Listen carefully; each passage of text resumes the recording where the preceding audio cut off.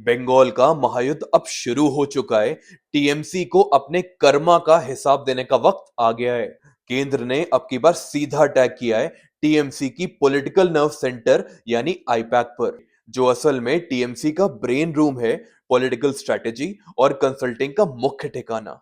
तो आइए political intelligence समझते हैं। ईडी ने आईपैक के कैलकाटा ऑफिस और उसके डायरेक्टर प्रतीक जैन के घर पर रेड डाल दी। वजह थी कोल स्कैम का पैसा, जिसका यूज टीएमसी ने गोवा इलेक्शंस में किया था। जैसे ही रेड की खबर मिली, ममता बनर्जी फड़फड़ाती हुई भाग के आई और ईडी के हाथों से एक ग्रीन फाइल छीन ली। ममता जी ने तिलमिलाते हुए मीडिया से कहा कि असल में ईडी रेड नहीं, बल्कि पार्टी की hard disk, candidate list, political strategy और प्लान को लेने आई थी। अब बीजेपी की चाणक्य प्लानिंग समझिए।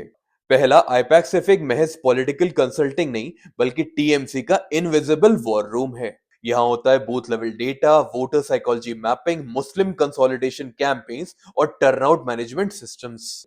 यानी ईडी ने किया रीढ़ की हड्डी पर सीधा अटैक। दूसरा, बंगाल इलेक्शंस में अब केवल 4 महीने बचे।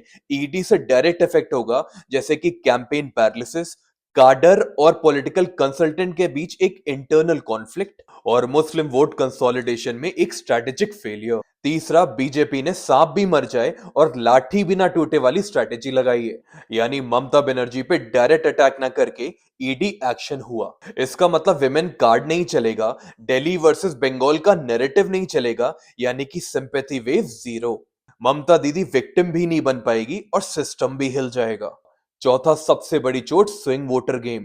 बंगाल में एसआईआर के थ्रू 54 लाख बांग्लादेशी संभावित वोटर पहले ही हटा दिए गए। अब रेड पड़ने के बाद स्विंग वोटर, जो कि 5 से 7% है, अब वो कंट्रोल से बाहर होगा। याद रखें, यही स्विंग वोटर 40 से 45 सीटों पर गेम पलट सकता है और इसलिए सनातन शास्त्र कहते हैं कि कर्मा पलट के जरूर आता है।